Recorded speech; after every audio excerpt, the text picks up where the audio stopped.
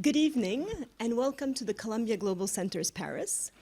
This evening marks the first talk of our 2024 series Entre Nous, which is a collaboration between the American Library in Paris, Columbia Global Centers, and the Institute for Ideas and Imagination. The objective of this partnership, created in 2021, was to pull our resources together and offer our communities personable encounters with inspirational speakers from around the world. Little did we know then that we would be serving wine before the events, which make them even ever more convivial. We have had talks on a variety of subjects, such as exploring environmental issues, writing through diaspora, exploring racial and gender identities. And this evening, we will be discussing, I believe, the power of fiction to subvert traditional patriarchies to create empowering new narratives for women. In that context, I'm delighted to welcome this evening's speaker, Nina MacLaughlin. Nina, formerly an editor at the Boston Phoenix, you're now a books columnist for the Boston Globe. Your work has appeared or been reviewed, amongst others, in the Paris Review Daily, the Virginia Quarterly Review, the New York Times Book Review, American Short Fiction, and the Los Angeles Review of Books. Next month, you will be publishing Winter Solstice in your favorite month, I believe, November, which follows Summer Solstice, which was published 2020. But perhaps we can credit your current literary verve to your second book, which you published in 2019 as a writing exercise, you said. This book that was written over an intensive period of 3 months, which is really impressive, received a lot of critical attention. It was a finalist for the Massachusetts Book Award and has been applauded by Cambridge University Press Review of Books as a masterpiece on how to engage with foundational tales of Western culture. This book is just coming out, or came out in French in April, in a translation published by Volte, which you can find at the back of the room. And I'm speaking, of course, of Wake Siren, Ovid Resung, which, as its title indicates, is a retelling of Ovid's Metamorphoses from the too often invisible and silent perspective of its female characters. Nina, before we delve into this conversation, I think it would be lovely to hear you read a passage of the book. Sure, absolutely. Wow. Siren, thank you. Thank you for having me. Thank you all for being here. Thank you, Volte. Thank you, Columbia Global Centers. This is really a pleasure to be in such a beautiful space and to be here in Paris with you all. It's a real honor. I'm going to read a quick chunk from the book. The Pygmalion story is one of the most retold stories in Ovid. My Fair Lady, the musical, Shakespeare retold it, sort of about building a woman out of stone and she comes to life. There was a movie in the 1980s called Mannequin also, which took up this same theme. So I'm going to read the Pygmalion story. In the Metamorphoses, the woman is not given name, so in the book she's called Ivory Girl. Pygmalion hated women. He thought they were disgusting. Their voices, their laughs, their hairs, the way they sweat, smelled, stepped. You Cyprian women get so wet, he said. What's with that? No one told him. No one told him what the wetness was. So it don't hurt, because we like it. A way of saying, getting there. A way of saying, ready. A way of saying, more. A welcome, a compliment, an invitation. Between the fingers it spreads like thread, a glow, a word, silm, the shimmer. You know how lucky? To feel that from a woman on your knees. The rivers, the ocean, the rain, tearfall. The rivers that do not make it to the sea. The ocean that's absorbed again by the skin, wash of brine on the body. The rain before it reaches the earth to evaporate, tearfall, unfallen, detour the moisture, but it's not like water at all. Moves better than blood, it's got its own light, and the light is a mystery. Have you ever even made out with a mango? You feel it on the inside of the thighs and not know what sort of prize that is. That's another thing entire when it gets to the legs. What's with that? There's so much that we want, and otherwise we drown. You Cyprian women get so wet, disgust dripping off his tongue, so he carved one dry as stone. Oof, you're perfect, he cooed, as he groped her ivory breast. He clasped necklaces around her neck, beads and jewels between her breasts. He placed her in his bed, stiff. Under the covers he warmed the stone. Cold toes, he'd say. Women knew he hated women. Women know when a man hates women. It hides in their smiles. It hides in the smiles of surprise each time a woman shows she's funny, strong, or wise. The men who hate women are surprised at this. Pygmalion hated women, and all the women knew. And when Pygmalion begged Venus to make her real, and Venus granted his request and put moving blood in her body and gave her breasts that squished if you gripped them, we teased her, but only because we wanted to make her know. Where's your stretch marks, sweetheart? Where's your period?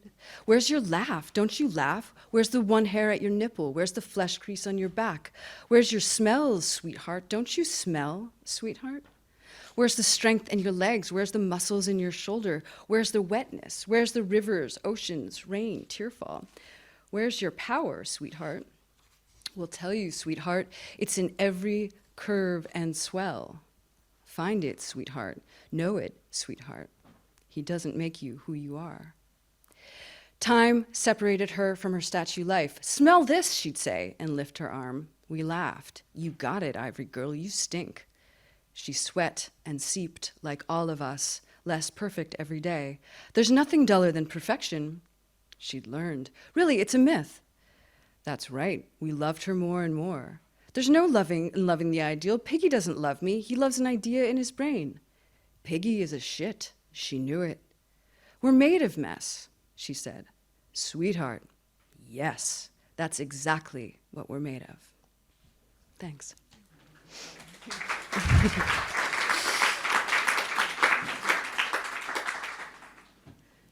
That was a real treat to have you read it. Thanks. I almost felt that was fascinating as you were reading, because I almost felt that's kind of the voice, your voice comes across so strongly in the text that it sounded just right. Like that's kind of how it came across in my mind. So that was beautiful. Actually, maybe that could serve as a nice transition to an aspect of your biography that I didn't mention earlier, which has to do with craftsmanship. And so before, after spending decades in a career as a journalist, you left all that to reinvent yourself as a carpenter. And that inspired your first book that was called Hammerhead, The Making of a Carpenter, published in 2016. And so I was really fascinated by and wanted to ask you, and Pygmalion is the perfect tale within Ovid's Metamorphoses, to go from how do you go from writing a book on craftsmanship and manual labor, and how does that relate to, in some ways, to Wake Siren, which in Pygmalion seemed like there was a bridge. So the carpentry work was very unexpected in my life. I studied classics in college and worked as a journalist for almost 10 years, but was very sick of sitting in front of a computer screen. And so left that job with nothing lined up, and there was a posting sort of saying a woman carpenter who was looking for an assistant, and so I applied and miraculously got the job. When I was working on the book about it, some years into the carpentry work, I was trying to find a book that wouldn't kind of influence what I was writing, and I was like, I'll pick up the Metamorphoses as this 12,000 line poem that is not going to be like a nonfiction book that will kind of sink into what I'm working on. And it actually, Ovid ended up being sort of the backbone for that book as well. And if there's sort of a bridge between the two projects, and maybe everything that I write is this idea of transformation, this sort of, with Hammerhead, it's much more basic, sort of, it was thinking about like, okay, I understood myself as a journalist, and then I became a carpenter and did that for 10 years. So it's like one thing becoming something else. And this is more of,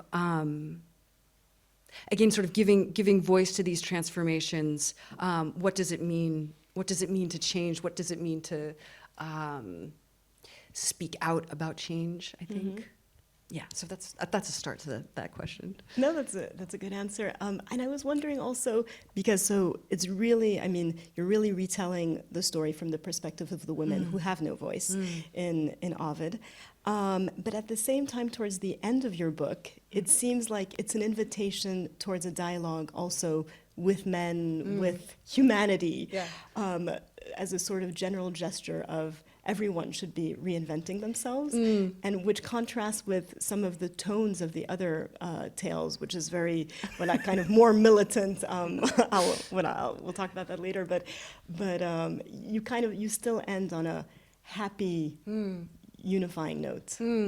Yeah, it's funny. I was visiting my dad and stepmom recently, and my dad was speaking to one of his friends, and he's like a 70-something-year-old white guy talking to another 70-something-year-old white guy, and he was saying, telling him about the book, and I heard out of the sort of corner of my ear, he's like, "We're not the intended audience," and I was like, "Yes, you are," and I didn't say anything, and I keep thinking about it because it just kind of, it was like that night I was thinking about,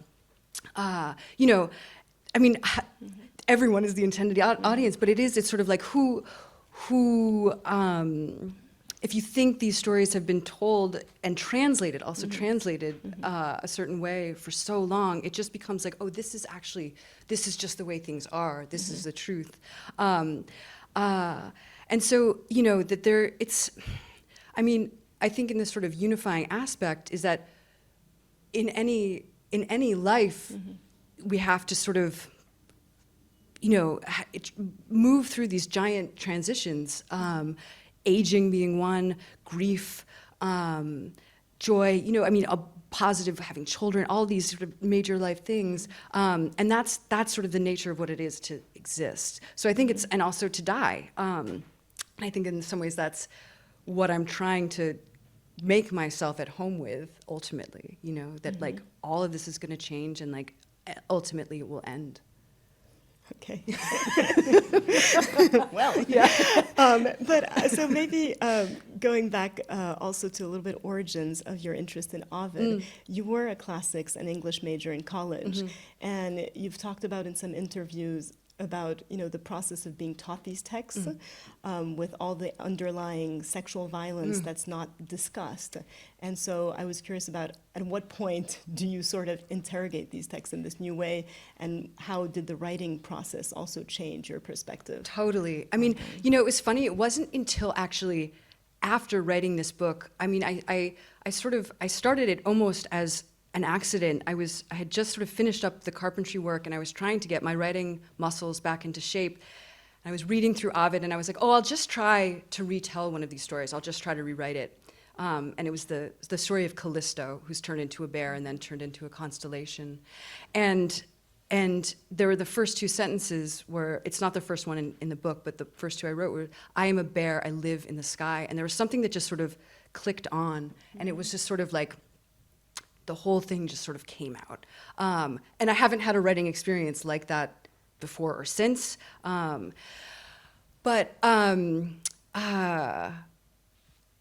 Afterwards, I realized, like, having been taught these stories in college and classes, it was never addressed. These stories, like the fact that sort of, sexual violence, rape, is sort of a through line through all of these. Was never sort of talked about, and it became like, I don't think in when I was a kid in college, was just like, oh yeah, here we are. Like, it didn't register almost that, like, oh, this is just like I'll just take it, and so it was afterwards that I was like, oh wow, yeah, why didn't we talk about this, and I was talking to a high school teacher of mine who taught sort of Greek and Roman Civ and Latin. And he was saying, honestly, he's like, I just felt uncomfortable. I didn't feel comfortable. And I understand that, but also it's also important, I think, to acknowledge that this is what these stories are. And partly it's a matter of translation too. There's a lot of euphemism in the way that primarily men have translated this, like, he seduced her, he attained her love. These, the language, again, if you're just kind of reading through quickly, can kind of blur over, where in fact, like, oh, no, that's not what happened at all, yeah. Yeah, actually, I love it because in your text, it feels that was really interesting what you said about having this discussion with a teacher who was saying he felt uncomfortable addressing these difficult topics in class. But I feel like your book almost kind of helps as a self-help book to a teacher on how to teach it and how to talk about it. There were some kind of Greta Gerwig Barbie moments where okay, feminism one-on-one. I think I have a fun passage. Where you say, first thing Apollo said to me in Daphne, do you know how beautiful you'd be if you brushed your hair? A burn distinguished as a compliment, a burn disguised as a compliment. Some might have heard just how beautiful and none of the, if you did this thing, that adheres to what I find beautiful. And I think you have wonderful passages in the text that are kind of like that, kind of pinpointing what's wrong in the relationship. Yeah. And you also do a really beautiful job, I feel, in terms of prose writing, that's both a very contemporary voice, sometimes also reminiscent of kind of Me Too-ish, and then, but then also very floral, kind of imitating this flowery language, but then knowing where to draw the line on that's not okay. Yeah, it was, working on it, I was reading through the book and would just sort of read a story and just sort of listen to how I felt like, or not even I felt, like I would just sort of listen to the voice and hear what the woman wanted to say and how she wanted to say it. And it really was this sort of active listening, both kind of listening to them and being in dialogue with Ovid. And some kind of spoke in the way that you and I would speak right now, and some were sort of more in this ancient register. And that, it's like, it didn't feel like an act of thought, it felt like, again, I guess it sounds a little crazy. Like I was just hearing their voices, Yeah. Yeah, which was a question of mine. How did you select the tales that you were going to talk about? How did you?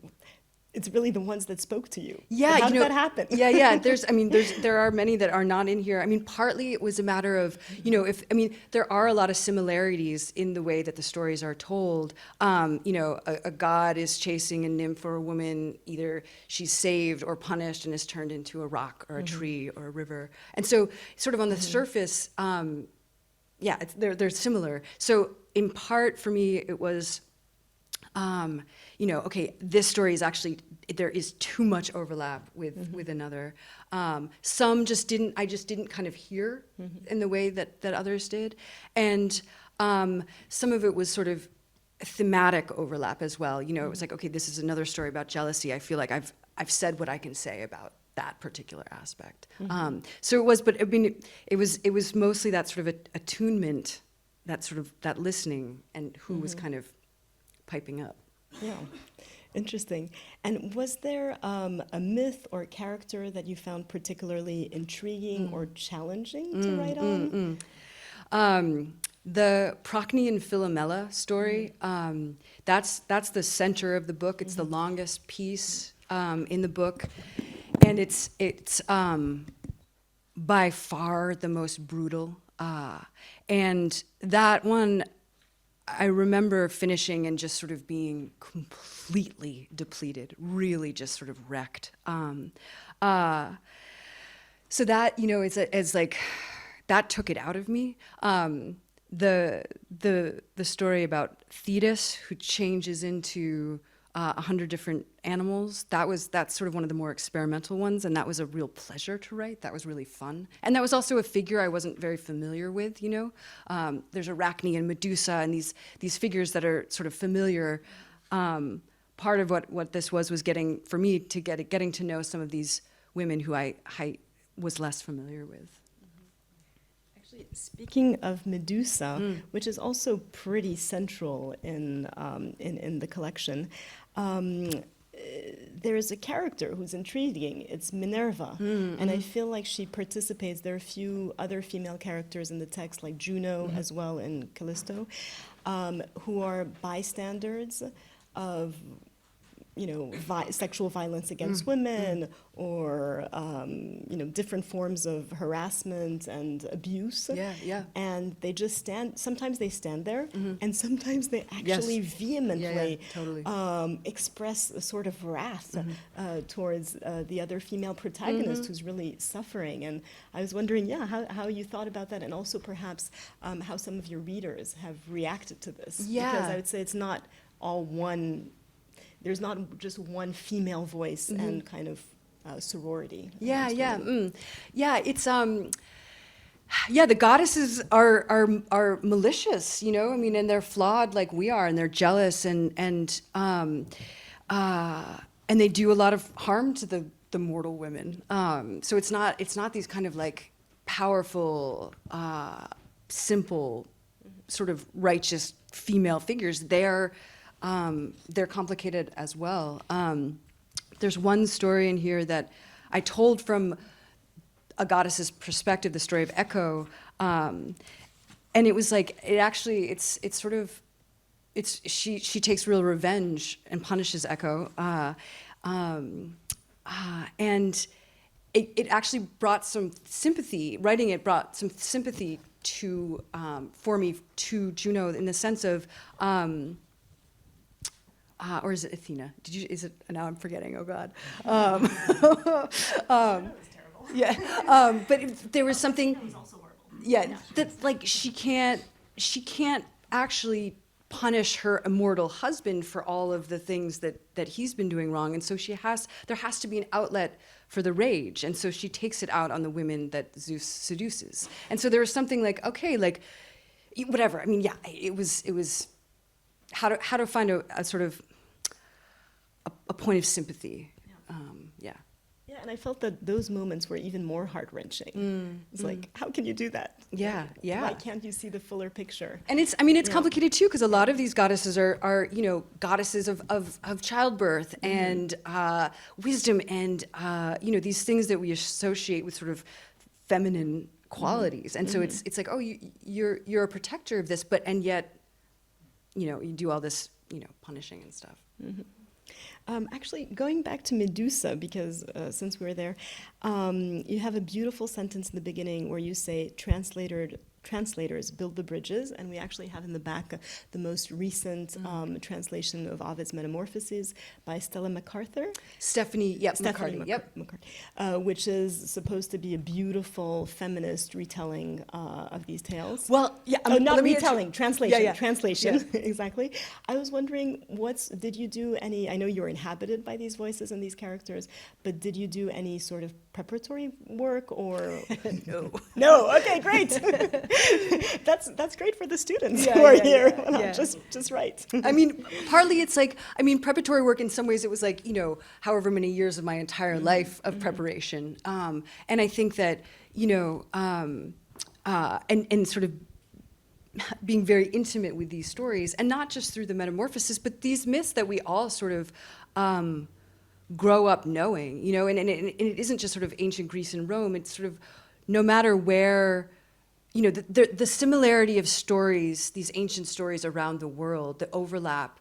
It's like we're all born with these in our bodies, I think. I think there are certain stories that repeat themselves so much that they're in us, and I think that they come up, you hear them, and you sort of know them without knowing that you know.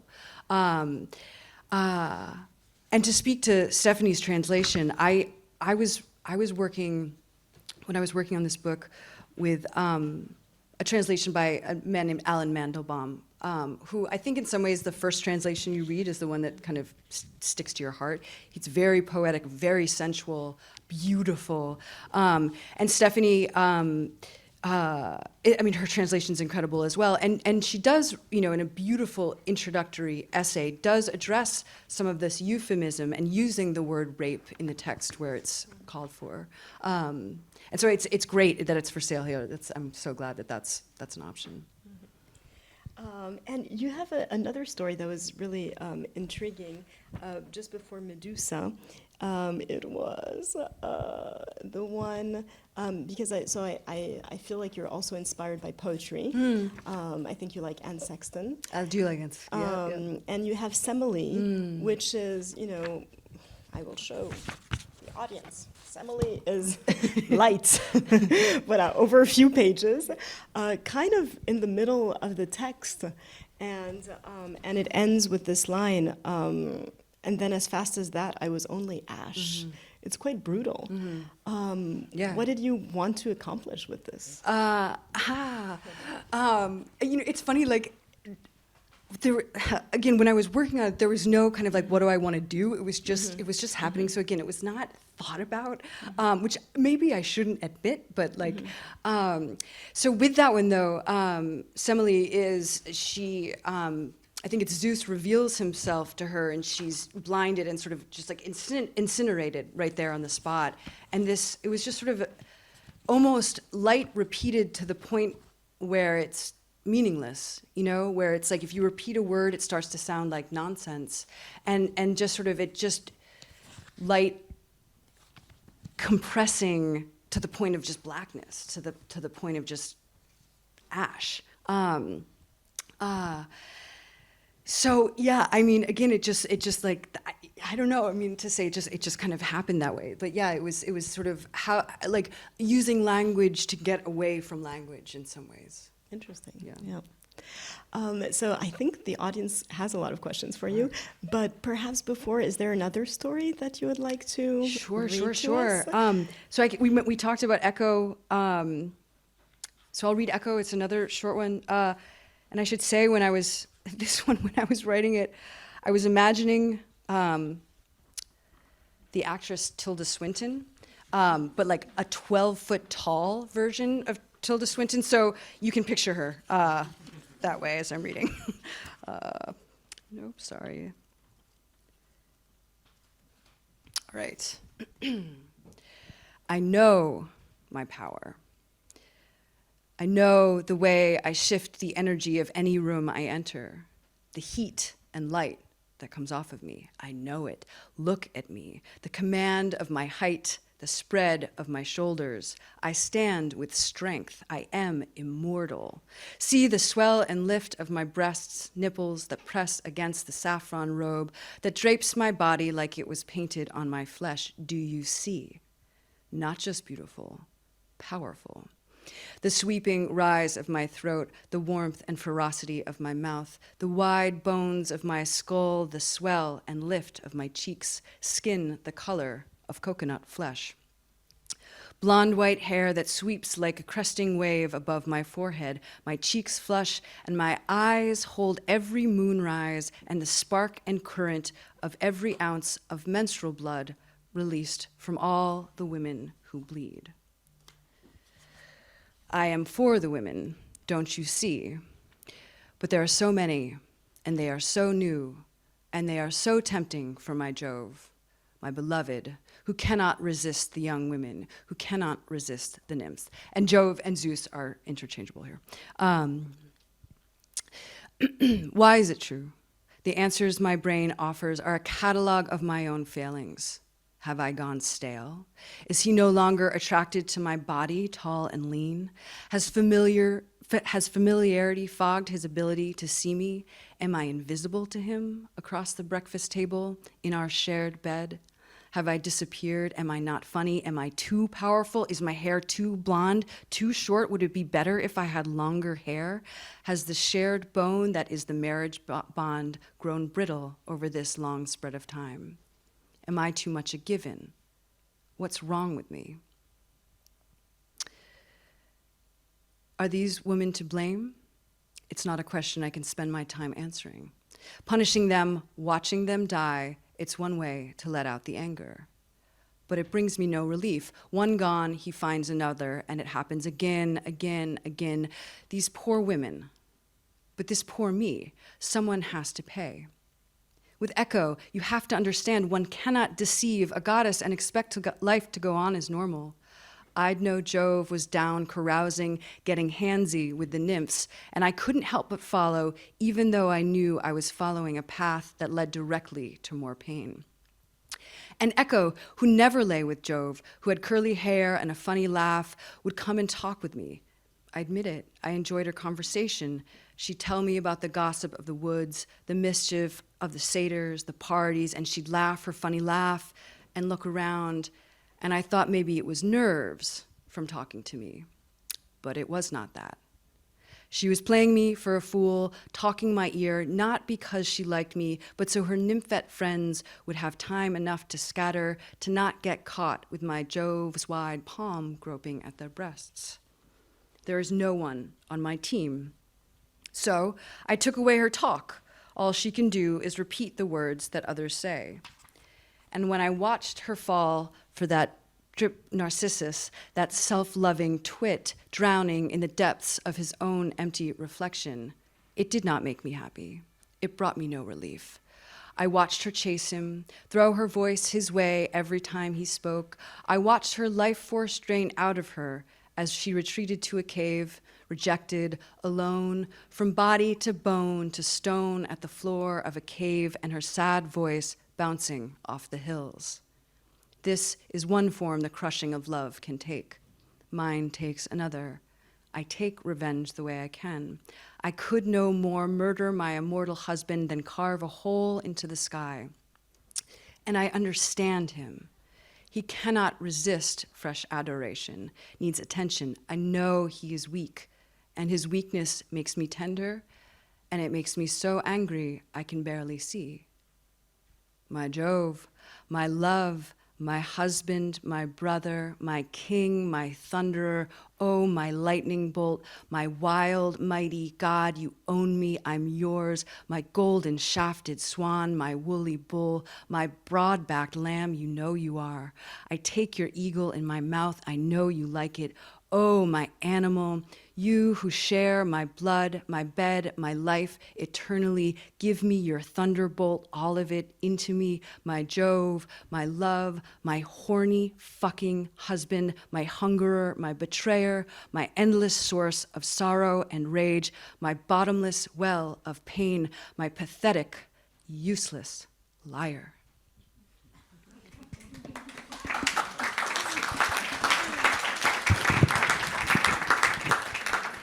I think now everybody knows why we invited you.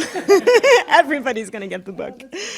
But all right, so I do want to open the discussion up to the audience. But ending with this really powerful tale of Echo, I want to ask you a question. So at the beginning of the event, when we started off here, there was playing in the background a song by Bill Callahan. Oh. Yes, whom I know you like. Yes. From the rivers to the ocean. And he has this line in there, which is really intriguing. And I'd love for you to say more about it and see, does it have anything to do with what we were just talking about? He says, have faith in wordless knowledge. Yeah, yeah. And somehow this kind of echoed with Echo. What does that mean? Have faith in wordless knowledge. That's great. Have faith in wordless knowledge. I mean, that to me, the next line of the song is maybe reveals more. It says, "I can tell you about the river, or we can just get in," and it's sort of this like, that kind of knowing, that bodily knowing that happens. That I think. I don't know, it takes a long time to trust and get to know when your body is sort of telling you something, revealing something to you. And that knowledge that comes without words, I mean, in some ways, like that, I don't know, wisdom feels like the wrong word for it, but to get yourself at home with trusting that as soon as you can. I don't know, I mean, I think for me, it's been this long, I mean, maybe it's a lifelong process of that. But yeah, I mean, again, and going back to this idea of wordlessness, like, yeah, I could tell you about it, or we could just do the thing, you know? Yeah.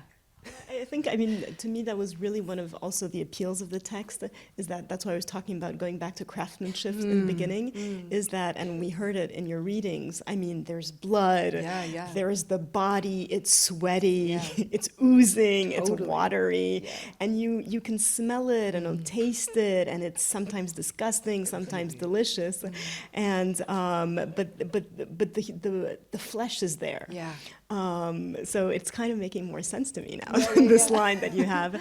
And then another really nice thing I feel, but I want you to tell us what you wanted us to get out of this reading. But something that I found very nice is this combination of, really explicit, this explicit kind of setting of boundaries of, woman's agency versus, being dominated or abused by others, whether men or women, but mostly men. But then also this invitation that's kind of cosmic and very uniting towards humanity, a call towards humanity in the end, where, you end with an invitation, we sit, you and I, my brother, my sister, my friend, my love, and we eat food. And then suddenly we eat each other. And we become time, and we become cosmic. And it's, but there's also something very beautiful in that it's not about separation and there's anger, there's justified anger, but there's also an invitation towards appeasement and peace and hand-holding and sharing a meal together, which I thought was very beautiful. But what do you want us to get out of this reading? I feel like it's not up to me what anyone gets out of it. I mean, that's for all of you, which I'm again so grateful that you're all here. But that ending is sort of it's kind of after Ovid, after the sort of the stories from the Metamorphoses, was this kind of pulling back, and sort of, I mean, I guess it's like,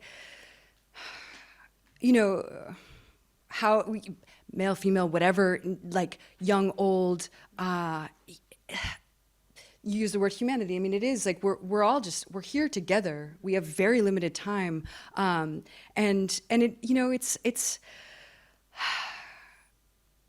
Oh, gosh, yeah. I mean, yeah. What do we do with that time? How do we love each other?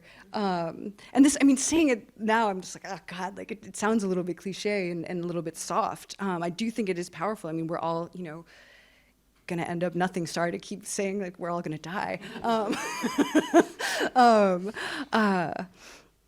But I think that, like, despite there being it is a brutal book. It's a very, as you say, it's disgusting, it's violent, it's brutal. But that, I think, is also that is life. And there's also, I hope too, like some real joy. And there's that, like, all of us will experience various iterations of these sorts of variations on terrible things happening to us, and how to go on, how to absorb it into you and keep living a very rich, full, dynamic, powerful life. That's wonderful. Are there any questions? Yes, there's already one question. Fantastic. Hi. Hello. Good. Thank you for being here. Thank you for coming. Oh, fantastic. Yes, thank you for being here once again. So I have a two-part question. Great. First, have you encountered Ted Hughes's Tales from Ovid? Yes, I have. Okay, because I love that translation. Yep. It's one of my favorite retellings, and I'm going to be picking up your book after this. Amazing. And also, I don't know if you have the Leonard Baskin illustrated Ted I do, Hughes. yes. Leonard Baskin is really one of my favorite artists also. Yeah, and that's they one of my collaborated. favorite retranslations. Second question. When you were re-encountering Ovid on your reading before you had written the book, when you re-encountered both the Rape of Proserpina and Actaeon, what were your first impressions of reading that translation once again? Oh, gosh. This is drawing me back like a long time, so this will be kind of like a muddled and fuzzy answer. And I would actually be curious, like, if you had a big reaction to this particular story? Yes, both. Yeah, tell me. Those are my two favorites. Yeah, tell me why. Particularly, so the Rape of Proserpina, it automatically hooks you with the title. It's Hades under the influence of Aphrodite and Cupid, who takes Persephone to the underworld, and then Demeter ravages the earth, and that's how we get the seasons. So it was very much so a mother-daughter tale to me, which is what really strikes me out, rather than just, Hades taking Persephone to the underworld. Right. But also the perspective of sovereignty as well, with Persephone ruling in hell, but also having her time up in the land above. So that was what struck me most with that tale. And then for Actaeon, again, it's another question of female sovereignty, where Actaeon stumbles upon Diana in the woods with the nymphs, and just simply gazing upon the goddess, he's turned into a deer. Right. And then he's hunted by the goddess of the hunt, which is just, very poetic in itself. So that was my both reactions. Those are my two favorite tales from Ovid. So just in terms of yours, how did you react? Yeah. Gosh, like, in some ways, like for example, the Demeter and Proserpina story, again, that, like, to me, that's the type of story where it's like, oh, this ideological myth that tells what the seasons come from, and so it's this beautiful story that's also sort of like, this is why we have spring and summer and fall, and it's the power of a mother's grief, and that, like, to me, it's like that particular one, it's like, this is the force, the, like, world altering force of a mother's grief. What is it to lose her daughter? And Actaeon, it's funny, I hearing his name immediately, paintings, I feel like that's a myth that's often sort of reinterpreted in paintings. And there's something like, God, like, so vicious and satisfying about that one, honestly, maybe that's terrible to say, but, like, it's, I guess it's pretty innocent. All he's doing is sort of beholding her. But that, like, that, again, there's boundaries. You've just crossed one, and, like, get ready to be ripped apart. There is something satisfying about that turn, so I agree. Yeah. Well, thank you. So I don't know if that is sort of an adequate answer, but no, both, you did a great job. Thank you. Thank you.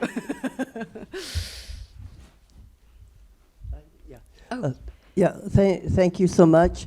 I'm just wondering, first, if you're familiar with Joseph Campbell's hero myth for the female hero, and if so, do any or all of your stories fit into that, or?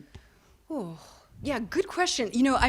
My understanding of Joseph Campbell's sort of myth cycle is I have the basics. I haven't read him a ton, but I do think it's inadequate. In the sense of it's a story, it's a form of storytelling that, is totally focused on the male. But you're saying that he has a completely different cycle for the female. He does. Yes. My gut feeling is that I would object to it. But do you think it's worthwhile? Do you think it's? Oh, definitely. Oh, you do. Wow. Definitely, Okay. yeah. Okay. Just to give you a little example that Please. everyone knows, Wizard of Oz, Dorothy, Okay. Right. where she finds out the wizard is a Right, a complete liar, and she spends all her time actually socially helping others en route, and then discovers with her red shoes that she's got the power within her. It's just a simplistic, but because everybody knows the story. Yeah. No, that's a great example. But it goes through the entire hero myth, Yeah. but from a female angle. Yeah.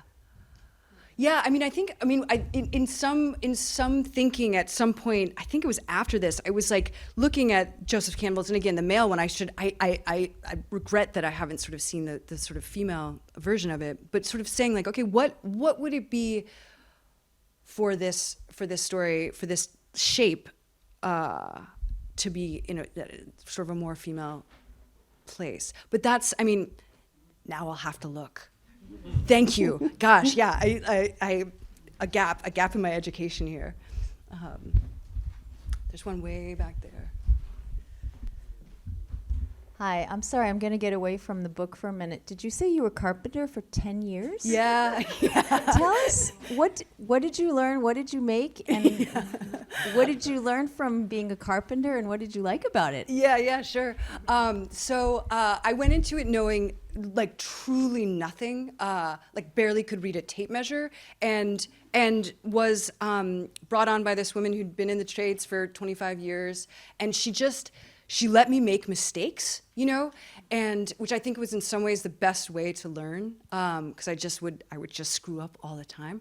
But so we did kitchen renovations, we built decks, we built built-in bookcases, we put on small additions. I mean, we did sort of everything. And you know, before, if someone had said like, could you please build a wall, it would have been the same as someone sort of saying like, could you please perform this hip surgery? You know, like, it's like, I would have no idea. So, I mean, a lot of, I mean, I guess more than anything, learning how things are put together, and learning in sort of a greater way about patience. Like, I did not, my strand of patience was not very long, and there's a lot of really frustrating stuff, like screws, stripping, and like, you know, hammering your thumbs and stuff like this. And it's just like the ability to stay with inanimate objects that are like driving you crazy, like just calming down and like, okay, I'm smarter than the tools here, you know? So I miss it. I miss the physicality of the work. I don't miss the stuff that we breathed in all the time. There was a lot of toxic stuff. We were working in these, you know, 100 and 120-year-old houses around the Boston area. And, you know, taking down walls, it would just, I mean, it's poison, you know. My boss was a smoker and never wore a mask and, you know, was much more relaxed. But I was like, oh God, my lungs. So I miss it. I miss the work. To sort of keep my brain in my hands now, I carve spoons, which I would recommend to everyone, and occasionally make a table. Yeah. But actually, going back to the carpentry experience, it strikes me also as a little bit of a feminist adventure, because you responded to an ad, and the wording of the ad was really interesting. Right, yeah. So on the Craigslist, the ad said, you know, carpenter's assistant sought women strongly encouraged to apply. And when I left my job at the newspaper, like, it was just like, I just want to be away from a screen. I want to do something with my hands. And when I saw it, I was like, oh, this is perfect. This is exactly what I've been waiting for.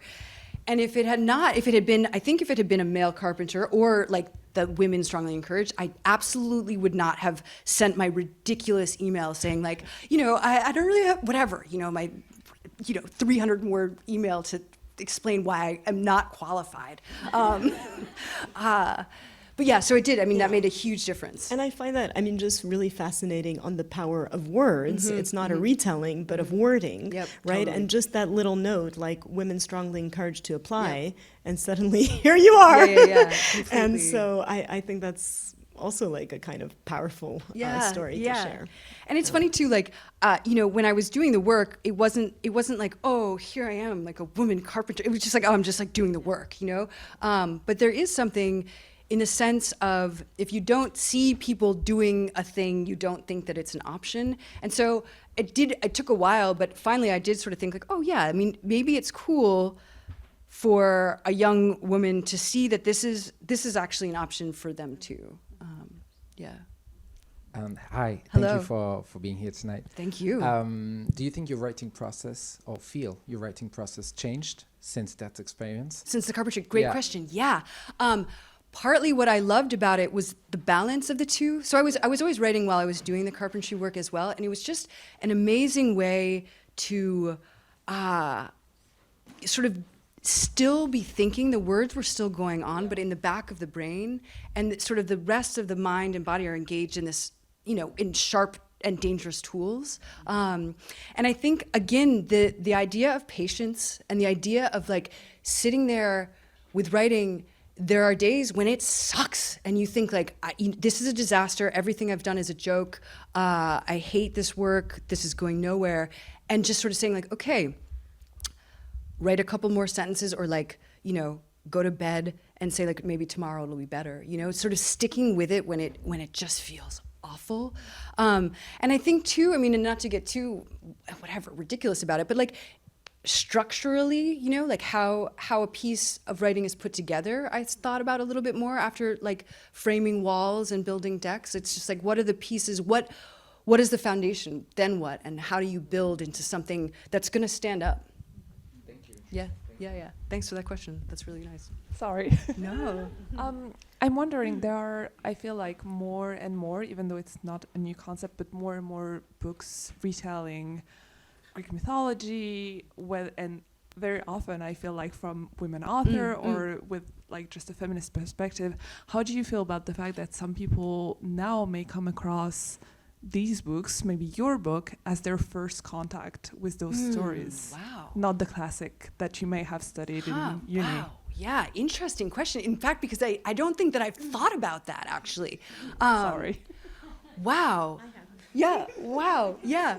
I mean, like my hope would be that you could encounter this text and you do not have to have read the Metamorphoses to engage with it. Because again, like I say, I do think these stories are familiar, even if you're not steeped in the mythology.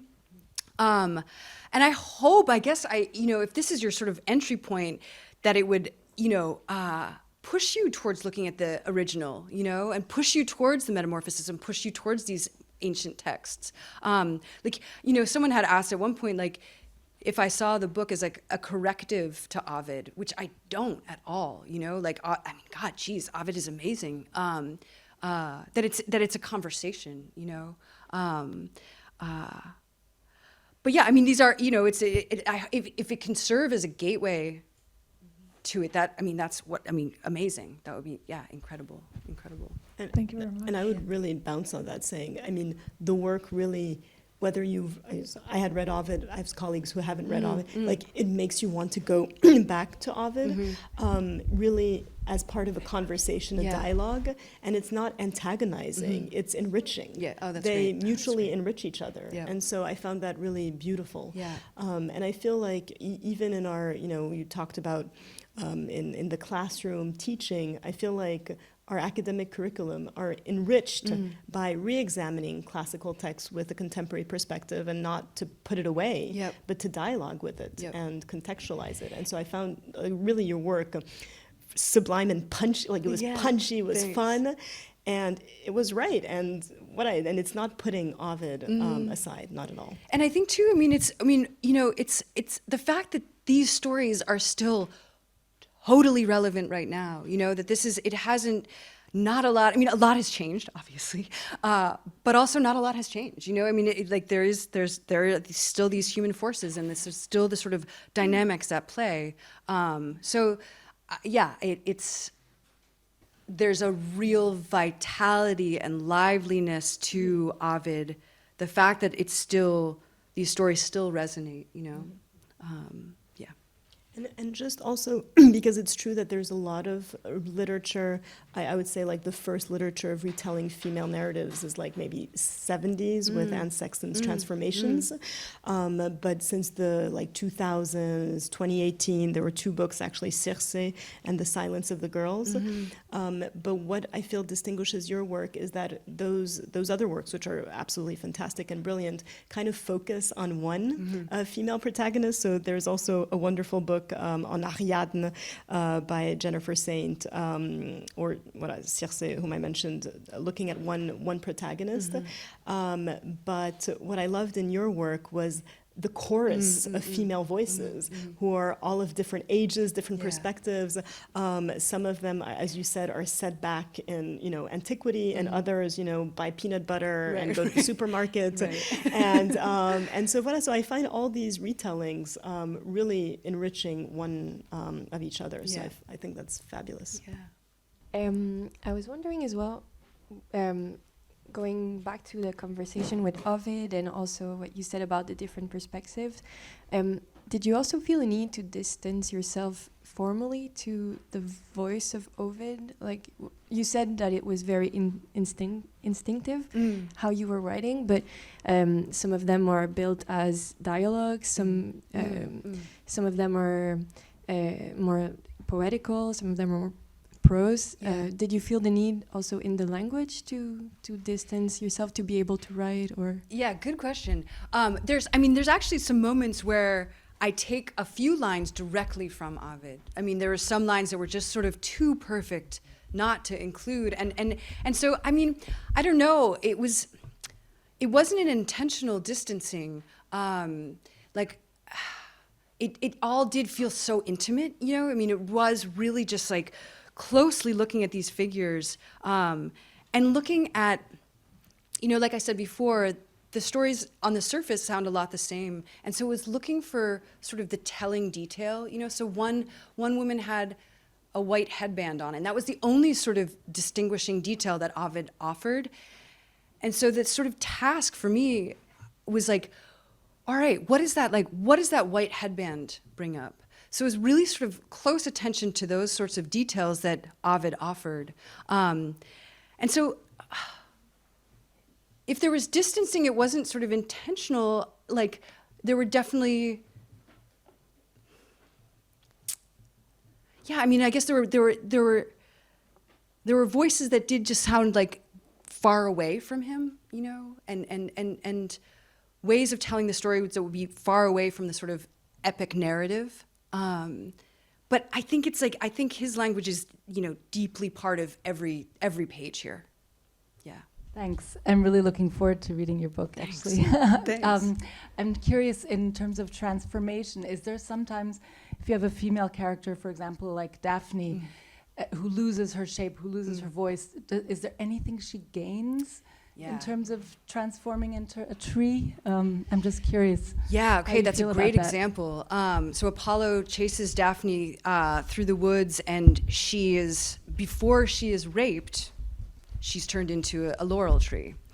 So, I mean, you could argue that, like, she doesn't get raped, you know? So, like, that can be a positive thing. She lives as a tree. The ending of that in Ovid is really ambiguous, that Apollo is still kind of like, you're my tree. Now the laurel is like, you know, victory, and I will wear it. And so there is this kind of like, still this kind of power. And it ends, I think in the Metamorphoses, it ends where she's shaking her leaves. And it was this really, like, to me, it's this very complex moment of just like, oh, I've just lost my human self. Like, now I'm a tree. Also, this sort of like, you didn't get me, you know, like I am actually the victor in some ways.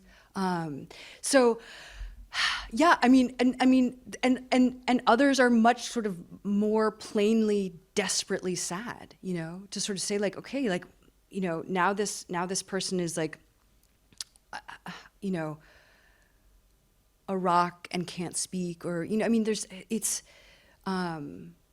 but I think all of them have a touch of ambiguity, you know, that there can they're not all positive or all negative. Yeah. Yeah, thank you. I feel actually just maybe super quickly about Daphne.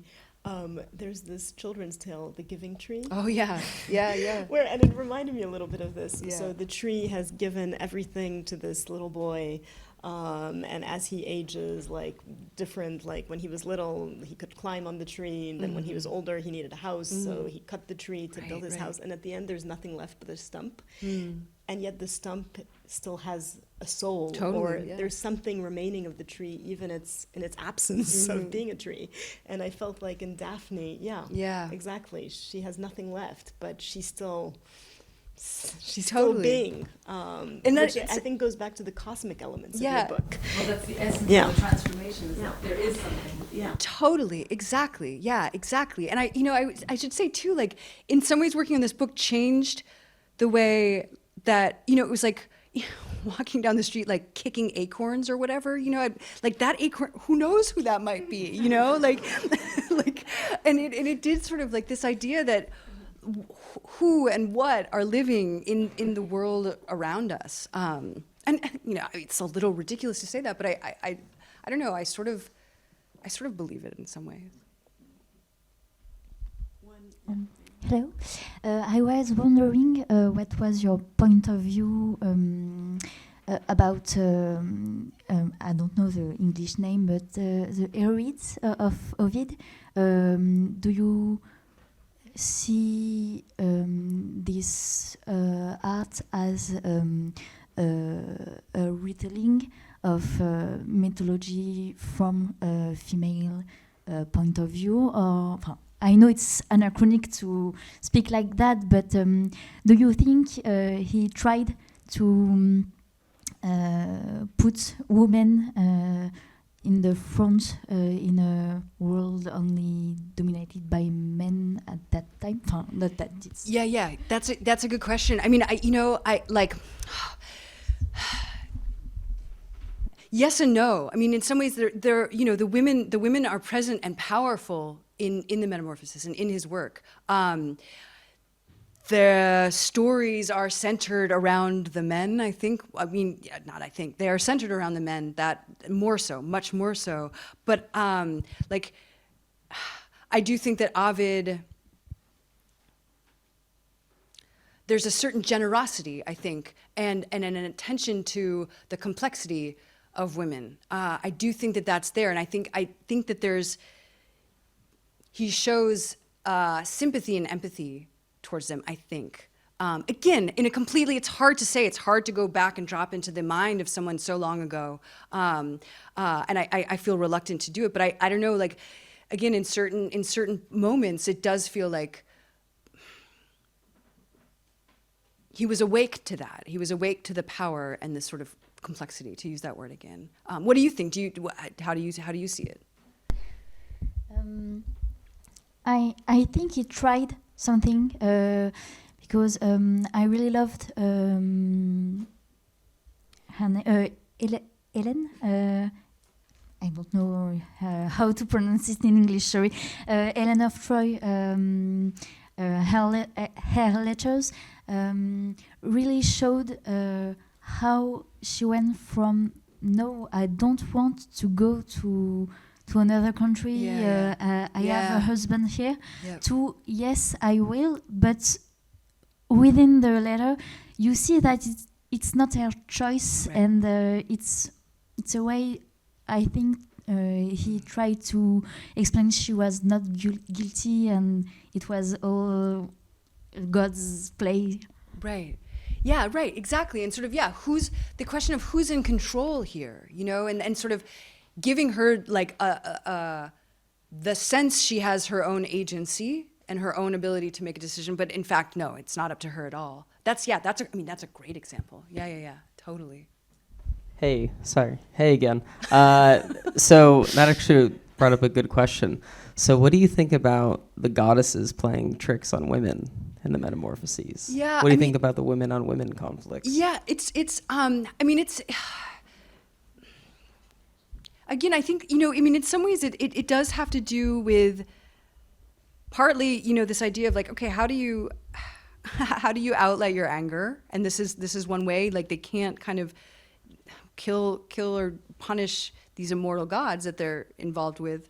So in some ways there's this like, okay, the women become targets for the goddesses. And they're, you know, I mean, it's I think the gods and goddesses both, I mean, they're all petty and jealous and as human and maybe more so flawed than we are. So, you know, I don't think that it's like, I don't know, I mean, it just feels human to me. It feels human. Do you think they're more idealized versions of our own faults expressed, you know, a very ideal body, right? In the goddess. Oh yeah, for sure, totally. So I mean, it's just more accentuated. Completely. I think that, you know, all of these flaws are our own flaws. You know, these like and yeah, I mean, it is. It's a way to sort of like take our sort of more monstrous parts and put it on these figures so that we can understand them and so we can sort of get, the hope, I guess, would be to sort of get to know them in ourselves, to recognize these darker parts which all of us have, in our own selves. Great, thank you. Yeah. Can I leave you with just one last question, and then we'll go? So writing a book is a journey, but then also having the book exist in the world and being read and received by different types of audiences in different countries. You're also mentioning to me that the book is being translated in Japanese, which is really exciting. What have been the more surprising elements of your encounters with readers with this book? Yeah, it's. I mean, it still feels like an honor to have anyone read the book. You know, I mean, that's still like, this is a dream. You know, the fact that you're all here. I mean, it's really amazing to me. It doesn't feel familiar. It doesn't feel. Like, yeah, it still feels like, wow, God. And especially, I mean, being invited here to this, I mean, God, to be in a beautiful city and to share this book in a different language. I mean, it's incredible. And you know, I was saying earlier, like, I studied ancient Greek and Latin in college, but I never learned a modern language. And I consider it like, it's one of my great regrets and a real failing, actually. And so the translations feel particularly amazing to me. It almost feels like magic in some ways. Like, it's like that again, these, you know, reading Ovid in translation, you know, this is in some ways whatever, maybe a little bit of a version of a translation. The French translation, I mean, it's just like these retellings, and it's this ongoing threads, which I don't know, find so beautiful and thrilling and gratifying. So yeah. That's wonderful. There are books in the back. Perhaps you'll even sign Happy some. to sign books, yeah. Thank you so much for coming this evening. And almost every Tuesday we have a public program at the Columbia Global Center. So you're welcome to come back. Thank you so much. And thank you all again.